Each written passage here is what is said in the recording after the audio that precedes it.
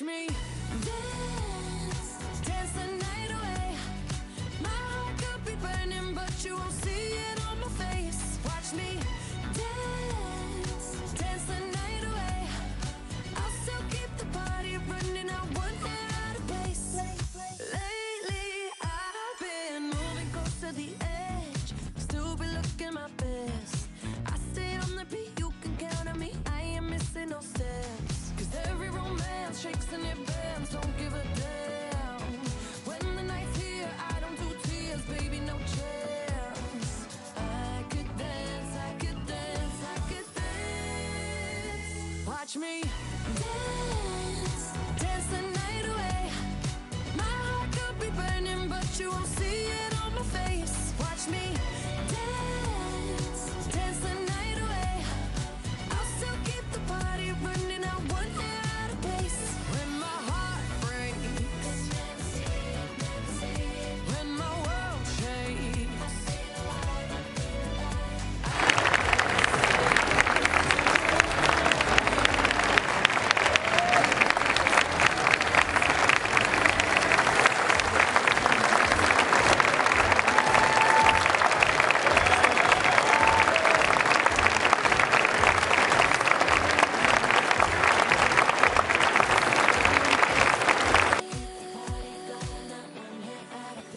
watch me dance, dance the night away. My heart could be burning, but you won't see it on my face. Watch me dance, dance the night away. I'll still keep the party running, I won't get out of place. When my heart breaks, when my world shakes, I don't play safe, don't you know about me? I could dance, I could dance, I could dance.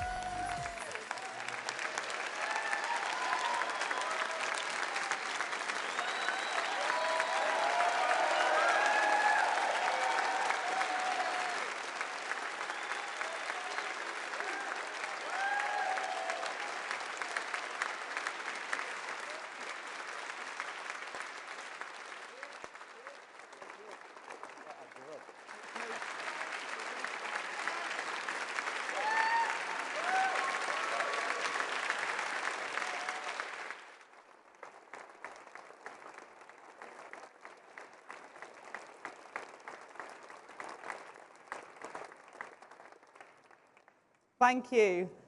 Hello and welcome to Manchester and to the home of the cooperative movement.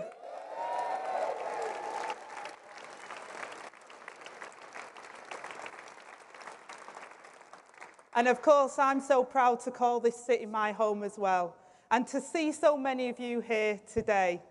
Over the last few weeks, I've been on my battle bus, hearing the country crying out for change. Change after 14 years of chaos.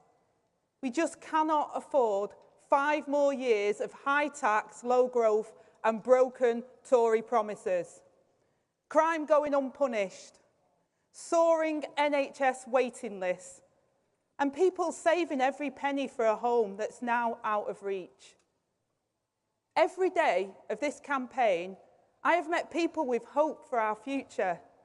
Hope that things can get better for the next generation, despite the years of Tory failure. We know that a Labour government would inherit a high-tax, low-growth economy. And the only way to change that is through the foundation of economic stability upon which everything else will be built. The Tories have shown you can't tax our way to growth. Our plan for growth means investment and reform. We will get Britain building by reintroducing housing targets and reforming the planning system.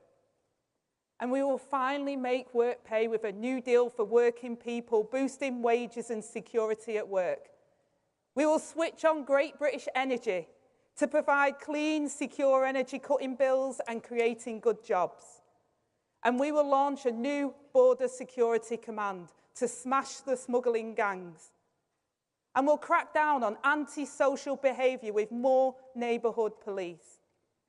And we will get our NHS back on its feet by cutting the backlog by clamping down on tax loopholes.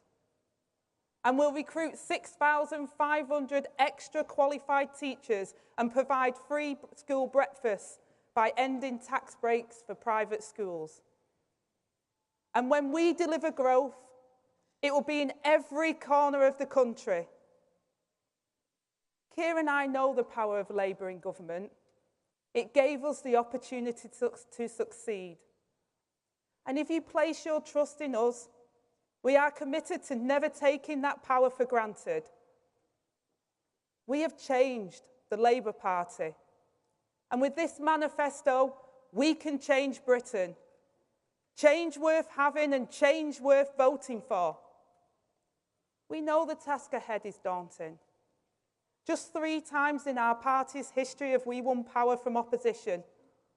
The manifestos in 1945, 1964 and 1997 answered the questions. What future do you want to see? And what country do you want to build? Today we publish our plan for the change we need to meet the challenges ahead. Our chance to end the chaos, to turn the page and to start a new chapter. What we now ask is the chance to make that change a reality, for the opportunity to serve you. So now I'd like to hand over to Iceland's CEO, who shares my passion to change Britain, Richard Walker.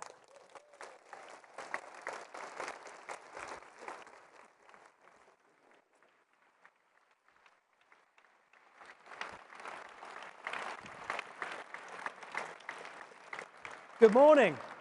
I'm Richard Walker, Executive Chairman of Iceland Supermarkets.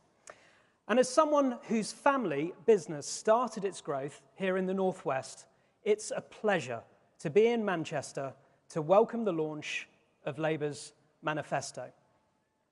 Now, I come from a pretty plain-speaking family. My dad's reaction when I set off this morning was, "Tell them it had better be a good one." Well, it certainly needs to be, doesn't it? And I'm happy to say that it really is. We've all lived through 14 years of Tory chaos and underachievement. Years of endless infighting and broken promises, lacking the ability or even the ambition to turn things around. The Tories are out of ideas. Only Labour can change this country's trajectory of dismal economic performance. In business, I like to see a plan. The country needs a clear and credible plan too. And I really like what I see in Labour's plan to ensure that we invest in the people and the infrastructure that we need to put our country on the road to recovery. To run what Rachel Reeves has called the most pro-growth, pro-business treasury our country has ever seen. Prioritising economic growth, which has to be the driver of everything we all want to achieve while maintaining sound finances. Pursuing a clear industrial strategy and reforming the planning system, which has been the biggest drag on this country's performance for years. A change that has the potential to genuinely turbocharge our prospects. Now, I spend 7 days a week listening to customers and colleagues on the front line in towns and cities across Britain. And I can tell you, they have been hurting. They ache for change. If it is lucky enough to win the trust of the British people, Labour will repay that trust by turning our economy to growth, by repairing our damaged environment, by investing in green energy and the infrastructure for our future, by ripping out crime at its roots and creating streets that are safe for our communities, by making education and skills the motor of change, by ensuring our health and social care services help everyone live life to the full, whatever it throws at them, while ensuring that people can get to work and get our economic growth that we all need to see. As we turn our backs on the grim years of Conservative mismanagement, it gives me real hope that this can be the start of a better future for all of us. Thank you. And now I'd like to hand over to Daniel, who's going to tell us his story about why we need a Labour government.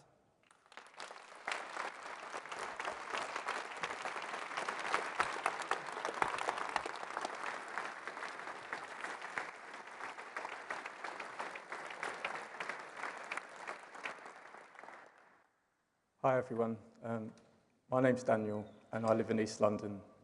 I'm here today to give you an insight of what it's like living in my current living situation. Together with my partner, we have 2 children. A boy is 13, going on 30, and a beautiful 7-year-old girl. We live together in a 1-bed flat, which is pretty much a bedsit. To say we find it difficult is an understatement. Without discussing the multiple health conditions that we all suffer, just the relationships, us as parents, husband and wife, brother and sister, all severely strained because we're all pretty much living on top of each other. You know, we have no space for ourselves, no space to think, and particularly for my children, it's a really big struggle. At school, my kids try to concentrate, but how can they? They haven't even got their own space. They can't get a good night's sleep. Having their own rooms is pretty much a pipe dream for us at the moment. And they don't even get to have their own beds. To add to those difficulties, the cost of living crisis is making everything worse. All the bills going up, our food bill has doubled, the rent increase is ridiculous and overwhelming. I'm someone who I feel I've done all the right things. I've graduated from university, I have a good job, I try to be a good example for my children and hopefully build a future for them. Right now, the idea of buying our own home is just nowhere on the horizon. Social rent, as I said, has risen. Private renting is pretty much the same as trying to get a mortgage. We try to save, but the cost of a mortgage these days is just out of reach. I'm supporting Labour firstly because Keir's plans to build a lot more homes is just really needed throughout the whole country, not just for ourselves in London.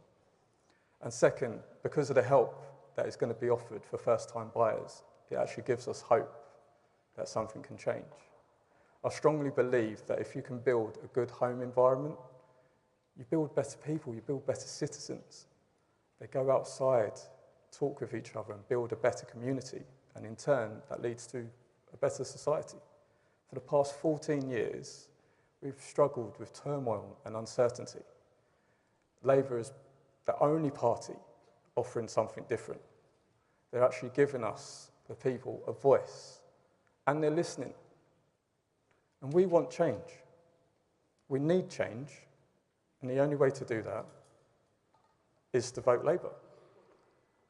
So thank you for listening to my story today. And now I'd like to introduce you to Nathaniel, who will give you his story about why we should join a Labour government.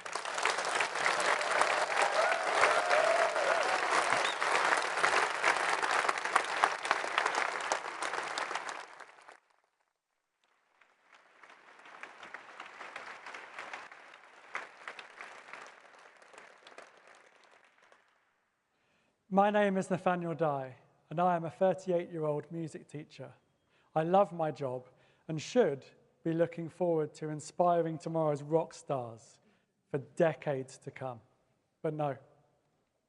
Cancer will kill me first, and I'll do well to live another 3 years, let alone 30. When I was first diagnosed in October 2022, it looked like I might be able to survive the bowel cancer that had only spread to my liver and be cancer-free after surgery. But when further spread was discovered, in my lungs and lymph nodes in my neck, my prognosis worsened. And no matter how much grueling treatment I volunteered to put myself through, one thing is certain: this cancer will kill me, and it will grow back, and one day, too soon, end my life. There's nothing I can do about it now, but I can't stop wondering what might have been. Because I spent over 100 days waiting for cancer treatment when the government's target is 62, and there's a chance that if chemotherapy had come sooner, my cancer might not have spread. It's no one person's fault that scans and appointments took so long to come through, and I'm going to have to say so many wonderful people in the NHS have worked tirelessly to care for me as they do for everyone at their time of greatest need. But it's clear that the system has badly let me down. I represent the human cost of an NHS neglected over the past 14 years, and I invite anyone who stands by that dismal record in government to look me in the eye and say that it was good enough. We all deserve so much more. And I see Labour's policy to deliver 40,000 more appointments a week to clear the NHS backlog and cut waiting times as a real, tangible plan to give people the treatment they need before it's too late. Why should I bother to speak up now? After all, it is too late for me. But it's not too late to call for change, to support those who would improve the NHS so that others in my unfortunate position might live to grow old, even though I won't, because I won't. If I've learned anything from my sorry experience, it's that time is of the essence. And I know that Wes Streeting, a cancer survivor himself, will give everything to get our NHS back up to speed. Because a system better set up to work more quickly can mean the difference between life and death. This looks being my last general election, and I'm desperate to make it count. I'm proud to say that a Labour government is what I hope for now that my own hope is gone. Because with Keir Starmer's leadership, Labour is a party that will govern for all of us. Because Labour will always act with the kindness and compassion that I look for so strongly in myself. Because Labour is the party of hope for a brighter future I won't live to see, but you really could. I live in hope. Now,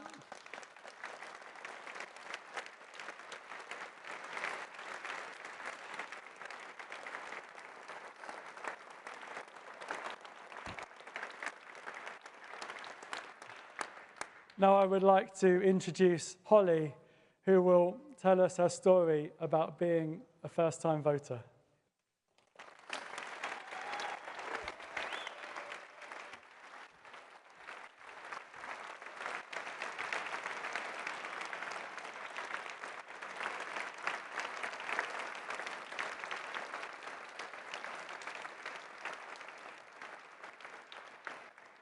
Hi, I'm Holly, an A-level student in the middle of my exams and a new member of the Labour Party. I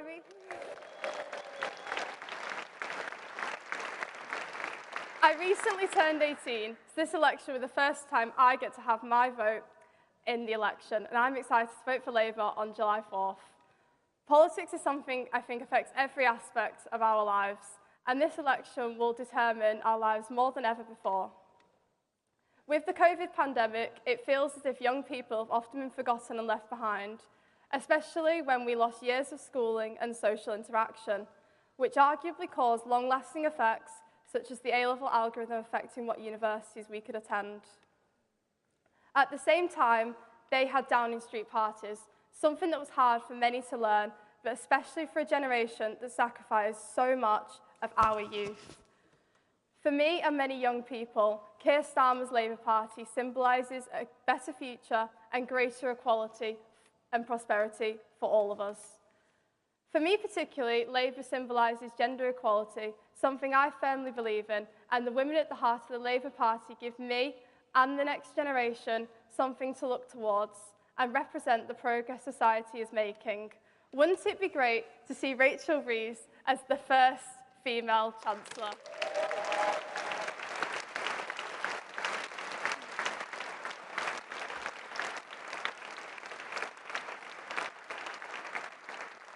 The environmental pledges of Labour are also incredibly attractive for someone who will be living with the consequences of the government's now in years to come. Labour is the party for young people, giving us more expert teachers so we are prepared for life, work and the future, and giving us the potential to buy our own homes when we are older. For me, Labour symbolises a chance to finally have our say on our own futures, and this is why I am excited about casting my vote for Labour in the upcoming general election.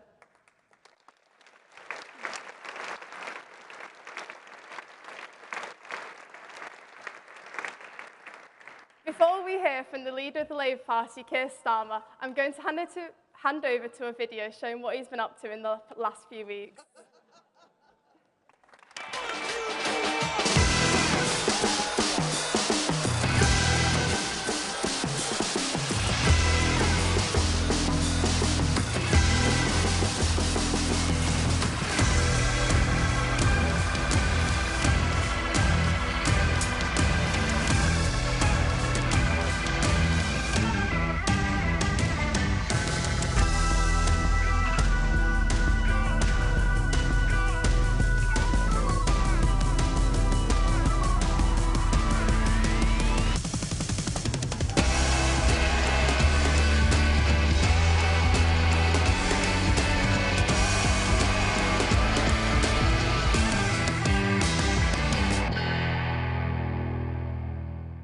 Ladies and gentlemen, please welcome to the stage, leader of the Labour Party, Keir Starmer.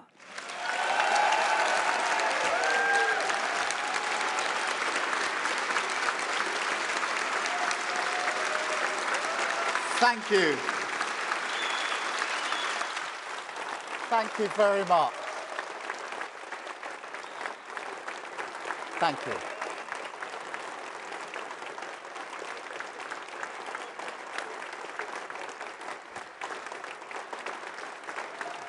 Thank you very much.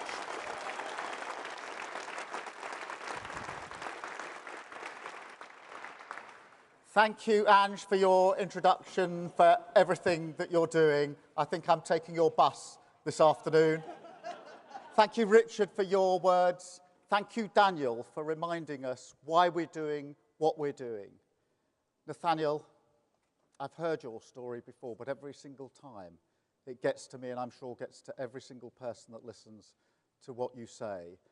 And I'm humbled by your determination to make sure that things are better for those in the next generation. And Holly, that was fantastic. That was really, Holly is 18 years old. Anybody who stood on a stage like this knows how hard it is for all of us to stand up here. That's the first time Holly's done anything like this in her life. Fantastic, Holly.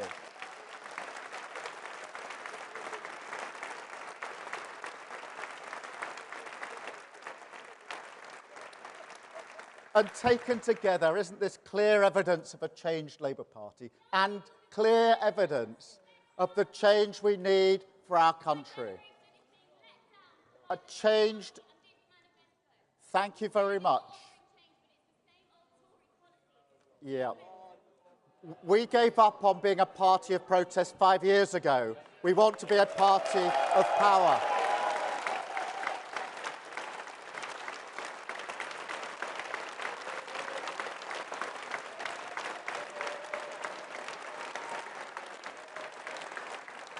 And that's not in the script, but that is part of the change. And Holly, can I also say at the start of this that this party respects and will never forget the contribution that your generation made during the pandemic. Thank you so much.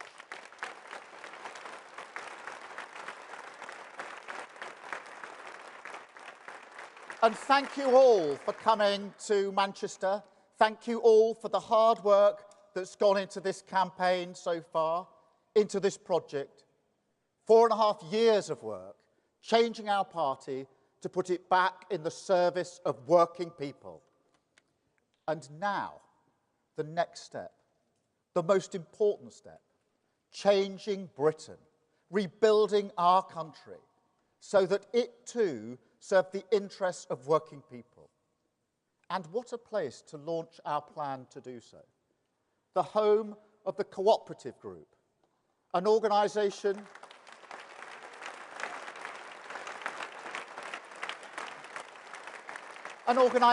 that has long believed, as we do, that the pursuit of social justice and economic growth must go hand in hand. A day where I am proud, in this place, in this city, to launch Labour's general election manifesto, a manifesto for wealth creation, a plan to change Britain.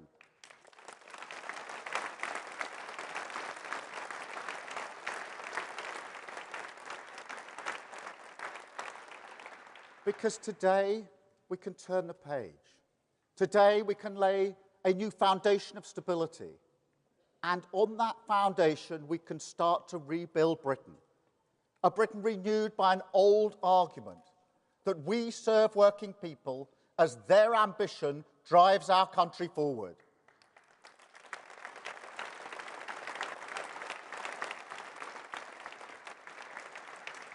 Because there is so much potential in this country, so much possibility if we stand together as 4 nations and back the ambition people have for their family and their community. I see it everywhere I go. Potential held back. I spoke to Will, he's a fireman in Milton Keynes. He works really hard. What he wants, his dream, is to own his own home. A roof over his head that he can call his own. As well as a firefighter, he's got 2 other jobs, but he can't afford a mortgage. His dream will not be realised. It's the price he's paying. I went to Aldhay Hospital, not far from here. It is a brilliant children's hospital, absolutely brilliant. And the day I went in, I went to the ward where they were doing operations on 0 to 2-year-old children, heart operations. It's incredible to just see what they do, the courage of the individuals in there. Heart surgery, the brilliance of the NHS staff. I found that totally humbling, completely uplifting, until I found out that at Aldhay Hospital, the commonest cause for admissions for operations for 6 to 10-year-olds is children going there to have their teeth taken out because they are decaying. That is the price that they are paying. So just imagine if instead a Labour government gives Will and Daniel the affordable homes that they need. Imagine if instead a Labour government tackles the rot of tooth decay. Imagine what those nurses and doctors could do with a Labour government on their side.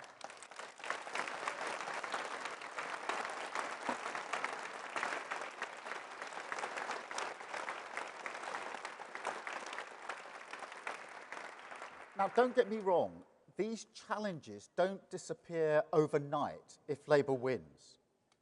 We don't have a magic wand.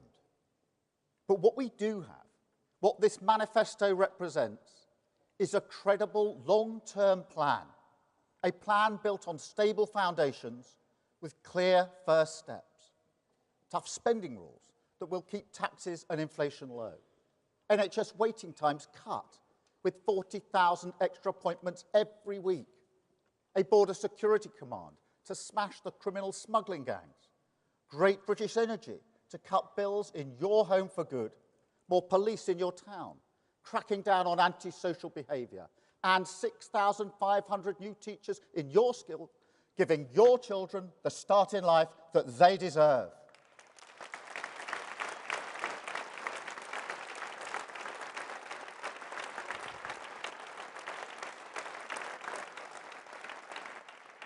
but also a plan that is much more than a list of policies. A plan for change, for growth, for giving our children their future back. A chance to refocus politics on the things that matter to your family. The era of sticking plaster politics, the chaos and division replaced by a government back in the service of you and your family.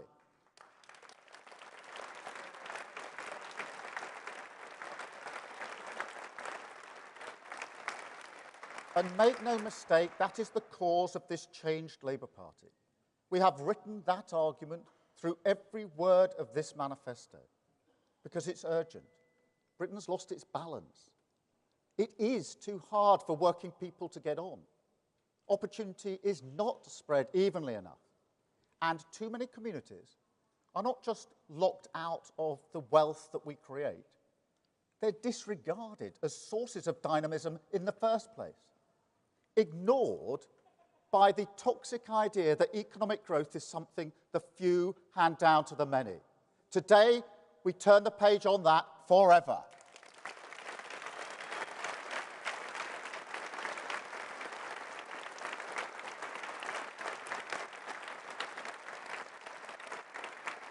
Because that idea is part of the story of the past 14 years, part of everything they put you through.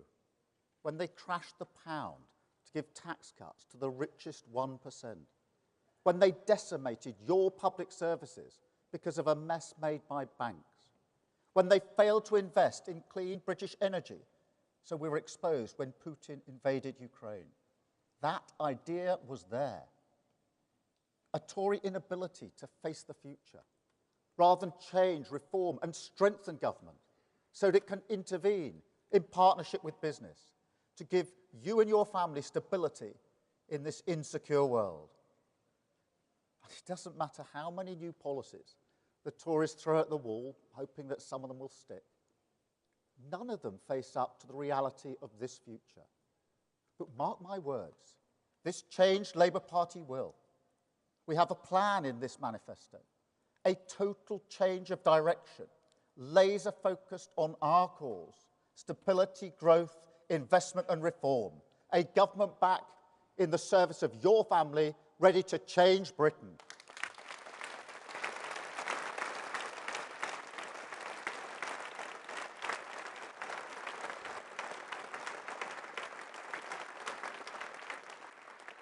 We will restore the foundations of good government, national security, border security, economic security. We will make new choices to reform our economy and public services. Hard choices, choices ducked for years. These choices will be fully funded and fully costed. That is non-negotiable. You cannot play fast and loose with the public finances. We've lived through the damage that this does. That government we have now paid fast and loose with the finances, and working people paid the price. Just after Liz Truss's mini-budget, I went to Wolverhampton a week or so afterwards. And I met there a couple. They had a 3-year-old child. They decided they want a second child. They'd chosen a new home that was big enough to accommodate their new family. They got a mortgage offer that they could afford. Liz Truss crashed the economy. Their mortgage offer went through the roof. They couldn't afford it. They pulled out. They couldn't move to their new home. They felt they were held back. But they also took the decision that they could no longer afford to have a second child. And they will live with that for the rest of their lives. That's the price that they're paying. So I make no apologies for being careful with working people's money, and no apologies for ruling out tax rises on working people. And this isn't just the election. Don't think it's just politics. This is an issue of conviction. I don't believe it's fair to raise taxes on working people when they're already paying this much, particularly in a cost of living crisis. So let me spell it out. We will not raise income tax. We will not raise national insurance. We will not raise VAT. That is a manifesto commitment.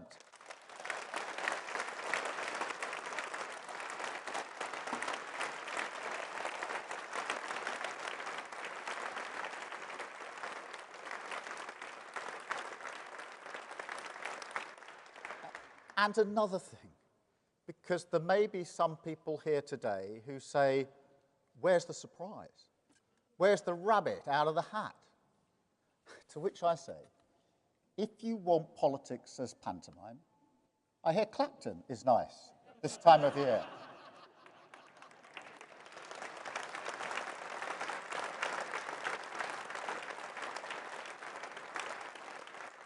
But seriously, we have to come to terms with this.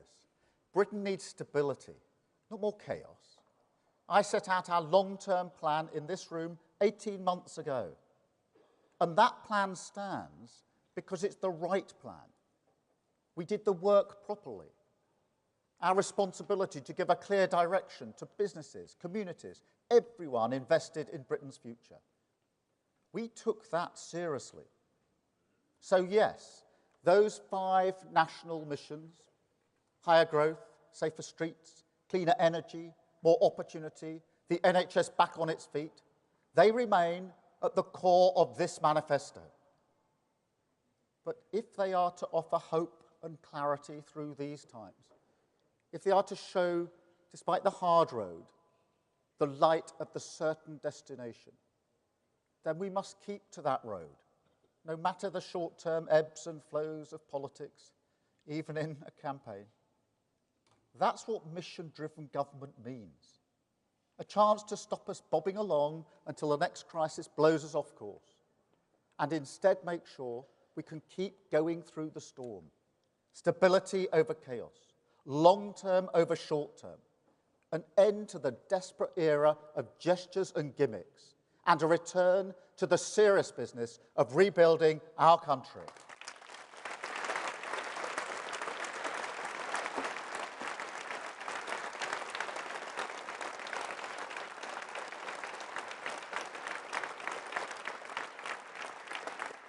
And on that foundation of stability, we start to rebuild.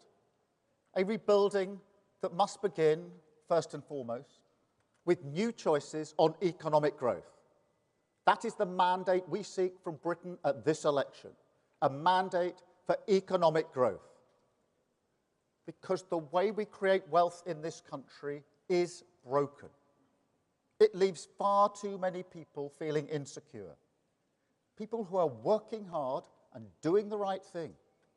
So we will reform it. And we will keep on reforming it until it delivers for them. Wealth creation is our #1 priority. Growth is our core business, the only route to improving the prosperity of our country and the living standards of working people. And that's why we made it our first national mission in government. But we must change our approach so it comes from every community, not just shared with every community. Redistribution can't be a one-word plan for our poorest towns and regions. No, we need to give them the tools they need, back their pride and potential, growth for every community, growth from every community. That is the path to national renewal. And now, some people say that how you grow the economy is not a central question, that it's not about how you create wealth, but how you tax it, how you spend it, how you slice the cake. That's all that matters. So let me be crystal clear. This manifesto is a total rejection of that argument. Because if you transform the nature of the jobs market, if you transform the infrastructure that supports investment in our economy, if you reform the planning regime, start to unlock the potential of billions upon billions of pounds worth of projects that are ready to go, held up by the blockers of aspiration, then clearly that does so much more for our long-term growth prospects. And the same is true of public services. If we grew the economy at anything like the rate of the last Labour government, we'd have tens of billions of pounds worth of investment for our public services every year. So if you take nothing else away from today, let it be this. This changed Labour Party has a plan for growth. We are pro-business and pro-worker, the party of wealth creation.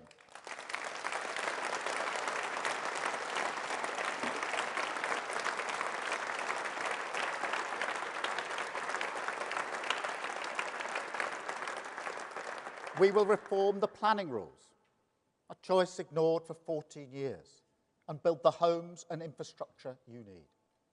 We will level up your rights at work, a choice ignored for 14 years, and raise your wages and your security.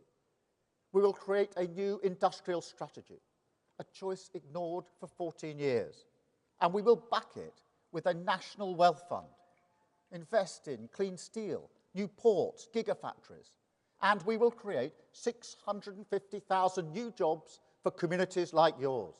Relight the fires of renewal across all 4 of our great nations.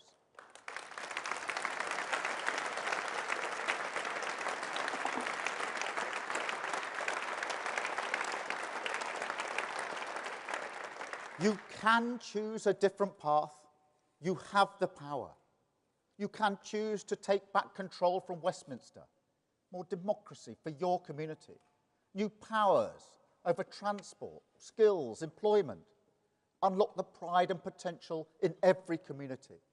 That is a different choice you can make.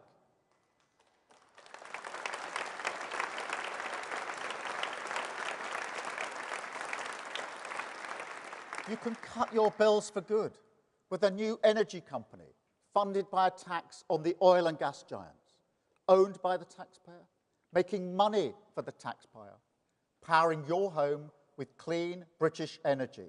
That is a different choice you can make.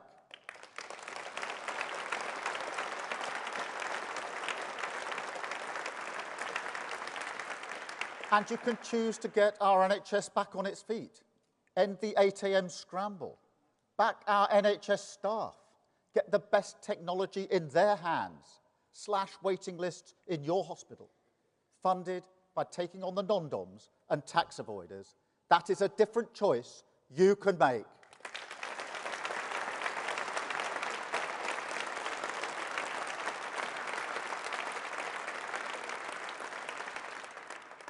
And I'll tell you another choice you can make.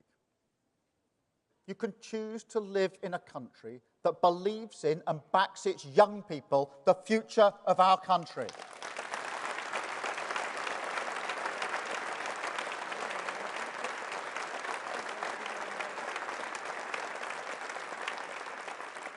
I am fed up of politicians lecturing young people about their responsibility to our nation, when those politicians fail in their responsibility to the future.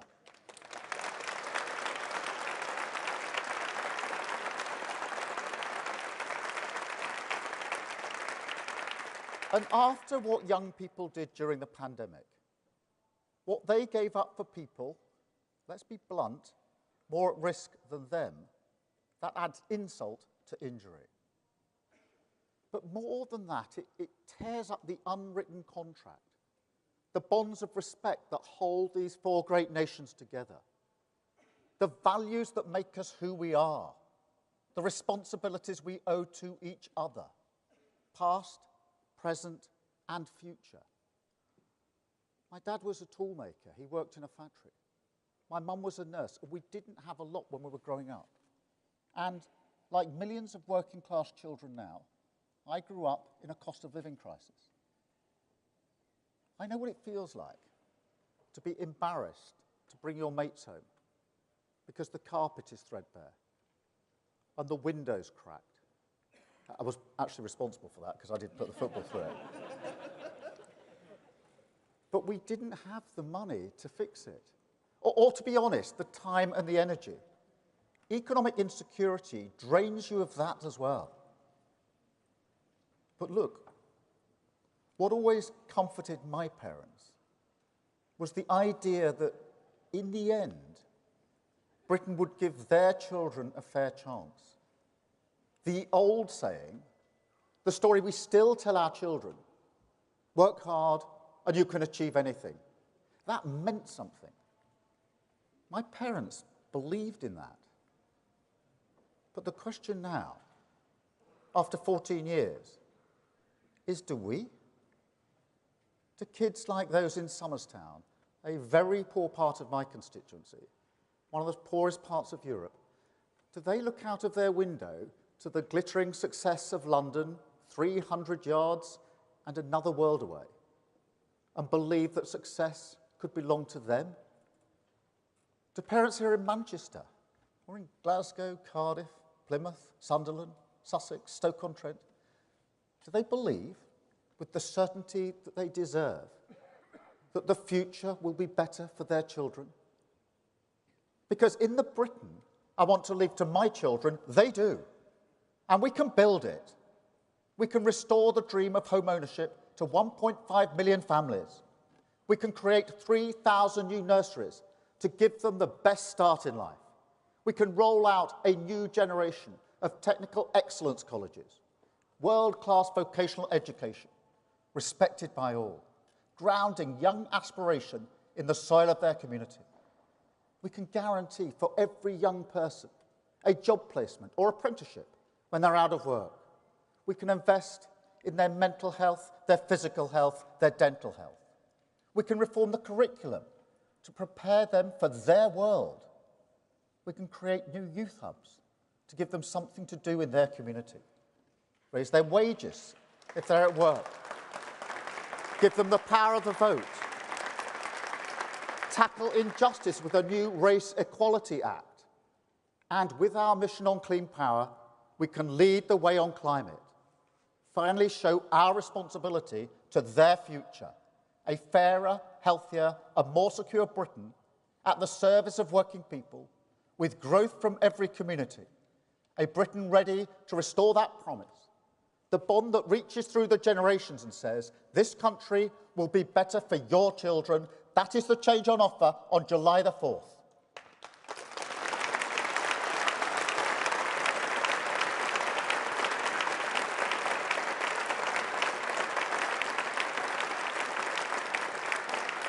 That is our plan, and I invite you all to join our mission to stop the chaos, turn the page, and start to rebuild our country. Thank you so much. Thank you.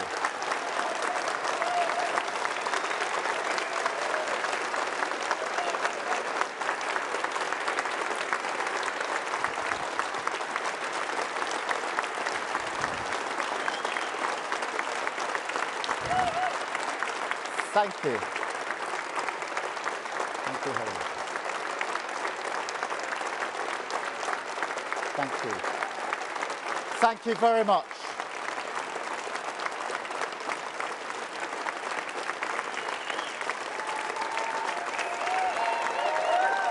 Thank you.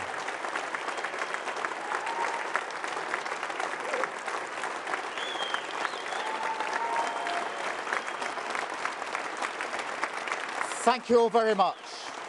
Thank you. I'm now going to take a number of questions from the media. And I'm starting with Chris from the BBC. Chris, I can't... There you are. Sorry, Chris. I've got you. Chris. Thank you. Chris Mason, BBC News. Keir Starmer, talk to the voter right now who fears that you might only really say what you're going to do after any victory rather than before. We live in an era, don't we, of a scepticism, a cynicism about politics, perhaps an anti-politics mood. Address those voters, and you know that there are those who will fear that. Thank you.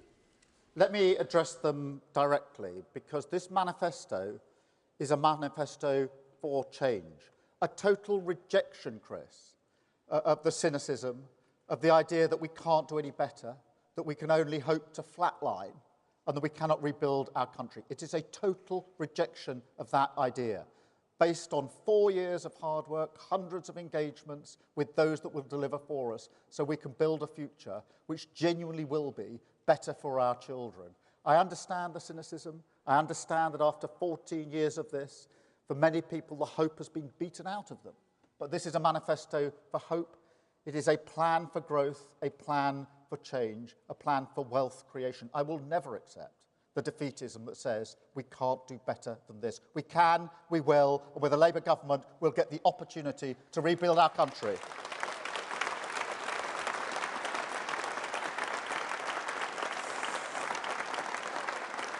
Thank you, Chris. Beth. Thank you. Beth Rigby, Sky News. Keir Starmer, this is a 132-page document. On the cover it says change, but there's not a single new policy in it you haven't already announced. There's no new retail offer for voters. Rishi Sunak threw the kitchen sink at his manifesto. You won't even take the safety catch off yours. Is this a Captain Caution manifesto designed to protect your poll lead? Thank you. No. It is a serious plan for the future of our country.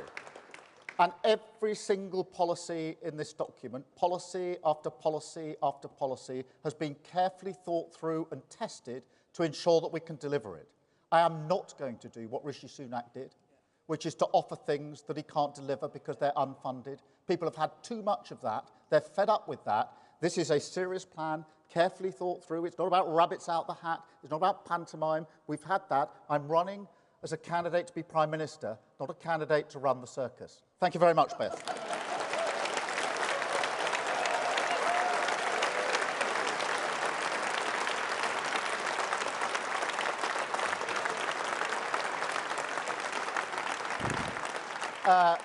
Robert, ITV. Yeah. Robert. Keir Starmer, you say you want people to trust you, you want to restore stability to the UK.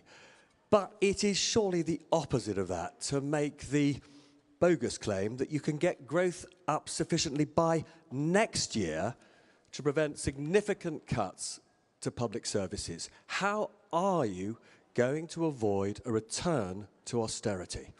We are not going to return to austerity. I ran a public service for 5 years, the Crown Prosecution Service. I lived through austerity. I'm never going to allow a Labour government to do that to our public services. Never.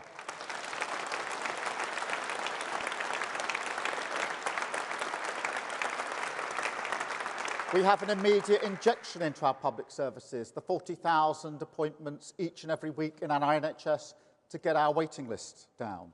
The teachers that we will put into our secondary school, 6,500. But, Robert, we have here a plan for growth, a plan for wealth creation and steps we can take, a plan to deal with the planning regulations. That hasn't been done. It can be done. It can be done at speed. They're tough decisions. We'll do it. We've got a national wealth fund to invest in the future of our country.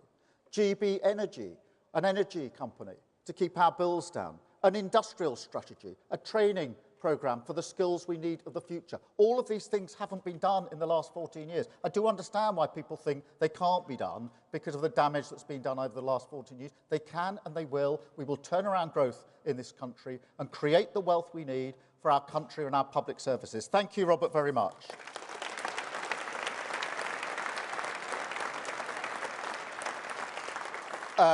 Chris at GB News. Chris Hope, GB News. Keir Starmer, you're so far ahead in the polls. Should we prepare for a one-party socialist state, as the Tories say? And is that a good thing? And also, just quickly, you want to reduce net migration. What on earth does that mean? Is that below 100,000 a year? Look, Chris, let's reject the cynicism of the Tory campaign. All they want to do in a general election is to suppress the vote. I know that not a single vote has been cast in this election. Polls don't predict the future, and every single vote has to be earned. And we will earn it with our plan for growth, our plan for creation of wealth in the future. So that is our plan. And yes, I do want a mandate to be able to put this plan into action. I do want people to vote Labour to give us the mandate that we need. I want people to vote for a Labour candidate in their constituency so that Labour MP can sit on the government benches delivering this manifesto for them and their constituents. Yes, I want that mandate.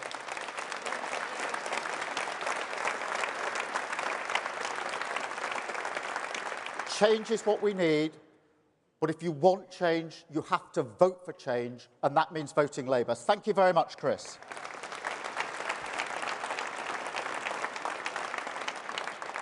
Natasha, LBC.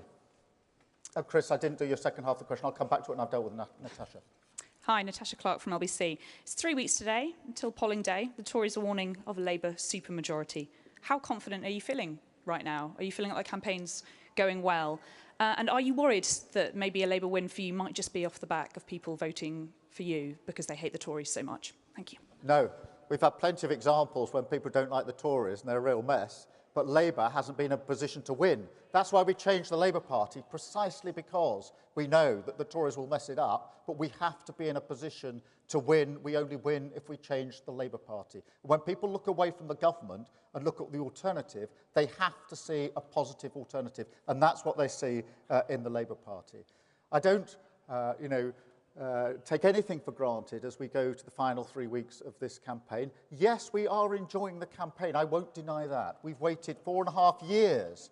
We've worked for 4.5 years to get to this point, election year, the chance to do what we came into politics to do, which is to change the lives of millions of people for the better with a Labour government. We'll do that with our sleeves rolled up, a serious plan for the future, and take our argument to every single doorstep across the country and ask people to back the case for change, ask people to give us a mandate to change this country for them, their family, their community, and our country. Thank you very much. Chris, you did do a double question, but nonetheless, on immigration, we do need to have lower immigration. As you know, immigration is at pretty much the highest on record, bar the number just a few months ago. So this government has lost control of immigration. It's important to look at the reasons for that. And the main driving reason is because they haven't got any skills strategy. We haven't got the skills that we need in this country. And that's why not only is our plan here a plan for growth, it will also deal with immigration, because this government has gone to immigration as their growth lever. I want to go to skills, wealth creation, investing in businesses in this country. Thank you, Chris. That's not an invite to everybody to do 2 questions, by the way. But out of respect for Chris, I did it. Sophie, the Mirror. Sophie Huskisson from the Daily Mirror. Sir Keir, your manifesto says you'll develop an ambitious strategy to reduce child poverty. Do you have a target for how many kids you want to lift out of poverty? Well, we will have a strategy for dealing with poverty, just as the last Labour government did. And we took millions of children out of poverty, and we will do so again. That does require a strong plan to deal with those issues that bear down on poverty and children. That's housing, that's education, that's health, that's good jobs, and it's wealth creation.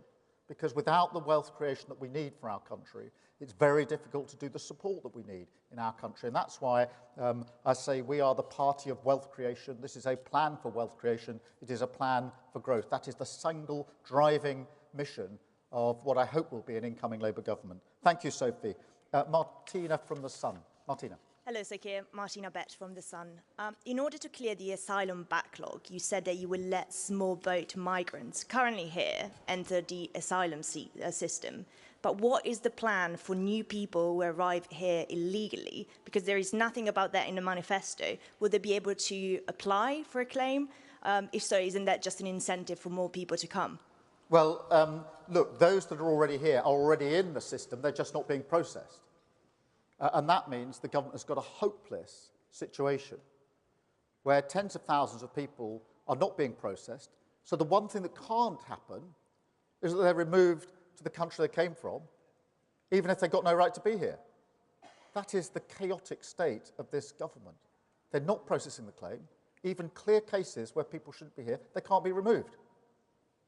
We've got to fix that. We've got to fix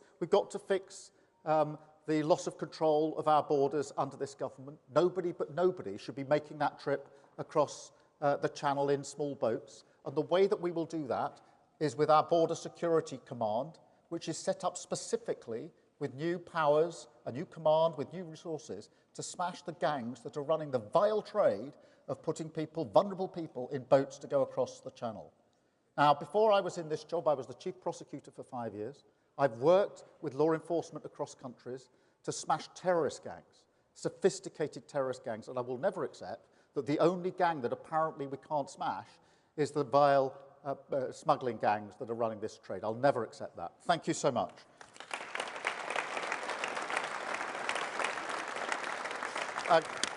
Chris from The Times. Chris Smythe from The Times. You've made it very clear that you're not putting up taxes on working people. You've left other taxes on the table, and you've also said there'll be no return to austerity. You're putting a lot of emphasis on growth, but you know, as you said, there is no magic wand. There is a chance that your growth plans don't happen as quickly as you want. So people want to know, what is your instinct in that situation if the sums don't add up? Is it to borrow more? Is it to cut spending? Or is it to put up taxes? Chris, this manifesto is a total rejection of that defeatist approach, that the only levers are tax and spend. It's a total rejection of that. It's a plan for growth. I accept there's no magic wand. I accept that you don't get growth without a plan. That's what all the forecasts are based on, that things won't change, can't change, will flatline. That's why we're having this discussion about tax and spend. I'd reject that. That's why this is a plan for growth, a carefully thought through plan for growth. Hundreds and hundreds of conversation engagements with businesses, with communities, with local representatives and leaders about the change that we can bring about. And some of it is obvious stuff, it's common sense stuff. Planning holds up infrastructure all of the time. Years and years are lost in pretty well every infrastructure project. We can't get things done. We can't get things moving. We can't build things, whether that's big projects or the houses that we need. We don't have an industrial strategy that actually makes sure we've got the skills and the initiatives in the places that we need them. We haven't got a national wealth fund at the moment, which invests in the future of our country and gets the private sector to invest with it. All of these things will make a material difference, and I have absolute confidence in the plan for growth that we're putting before the country. And I will not accept the defeatism that says all that we can hope for in this country is to flatline. That is the absolute opposite of the hope that we inject through this manifesto. Thank you, Chris, very much.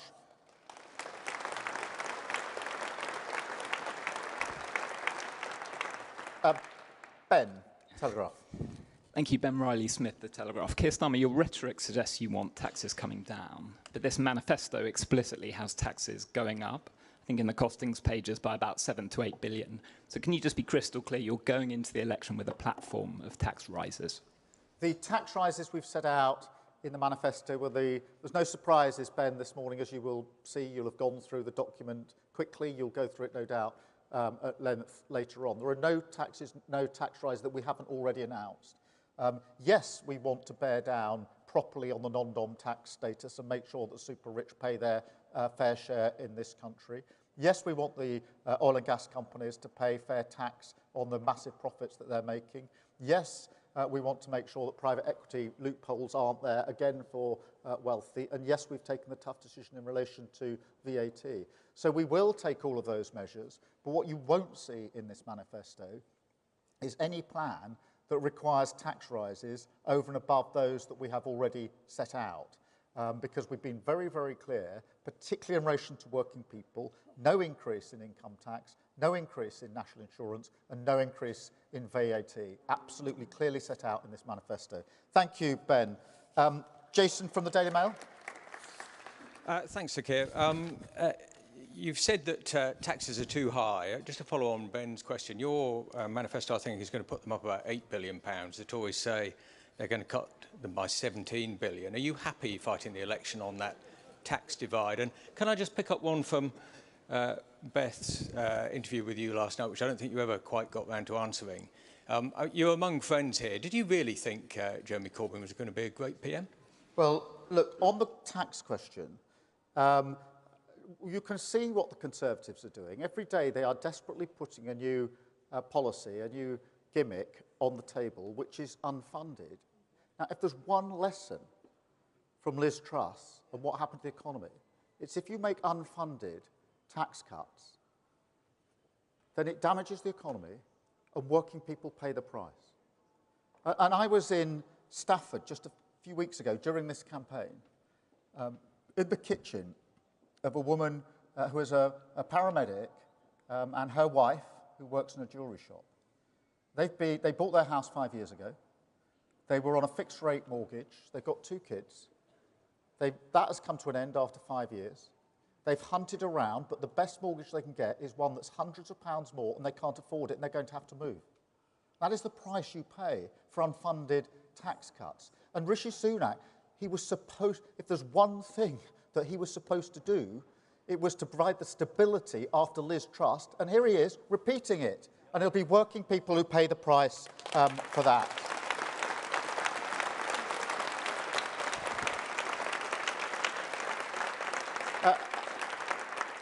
And in relation to Jeremy Corbyn in the last election, I didn't think we would win the last election. I didn't think that we were in a state to win it. That is reinforced by the work that we have now done. We were rejected by the country, and first decision I took was if you get rejected that badly by the country, you don't look at the voter and say, what on earth were you doing? You look at your party and you change it. And I've led this party through that change, and Jeremy Corbyn is not just not a Labour candidate, he's expelled from this party. That is how much change we have brought around.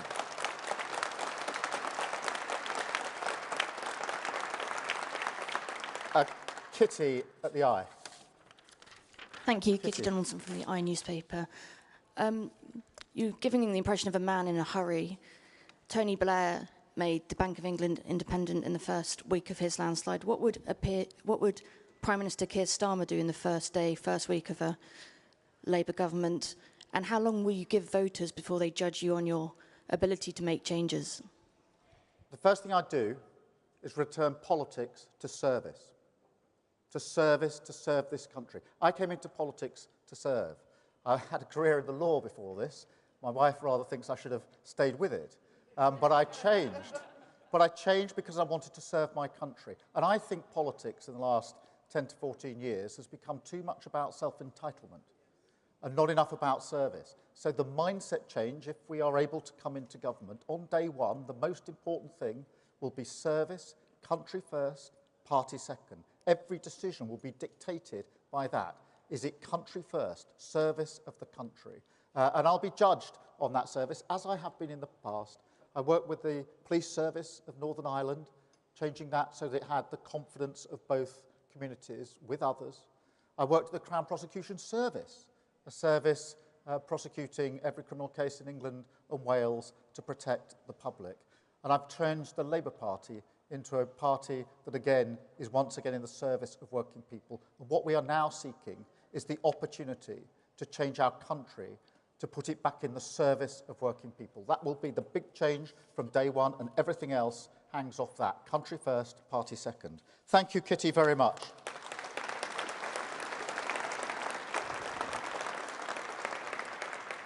Pippa from The Guardian. Pippa. Pippa Crerar from The Guardian. We all know that voters' trust and confidence in British politics has never been lower. There's been numerous political scandals over the years that have played a big role in that. If you win the election, will you set up your new Ethics and Integrity Commission within the first 100 days? And are you watering down your ban on ex-ministers lobbying the government from 5 years? Rishi Sunak has struggled to lead a government of integrity, professionalism and accountability at every level. But can you do any better? Yes, and I'm determined that we will do better because I've been in public service all my life. I've been held to high standards all my life. I've led from the front all of my life. And yes, we will get on with changing the codes and the ethics codes and the guidance that is in place straight away in government. But I know that nobody will believe it's changed until they see the action that follows. You do need strong codes. You do need good commissioners. But you need to take action. And you need to take action when people breach those codes. And that's what we will do. Just as I knew when we were changing the Labour Party, I said on day one I would rip out anti-Semitism by the roots. I knew I'd be judged not by what I said on day one, but what I did on day 2, 3, 4, 5 and 6. And on and on and on. And so it will be the same in government.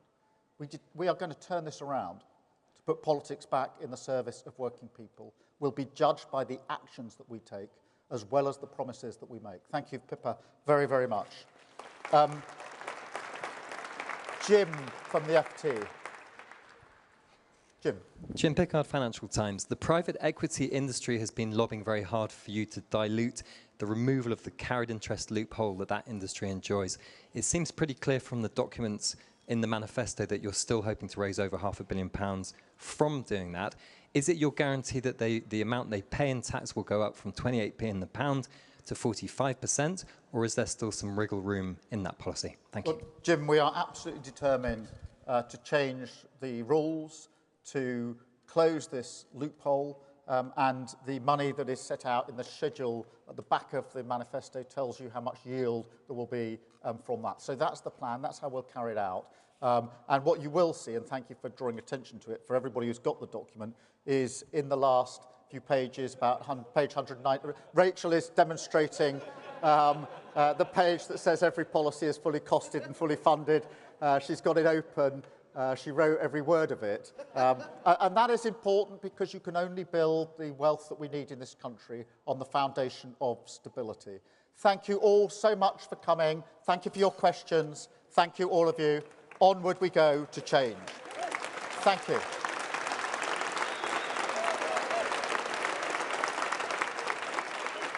Thank you. Thank you very much.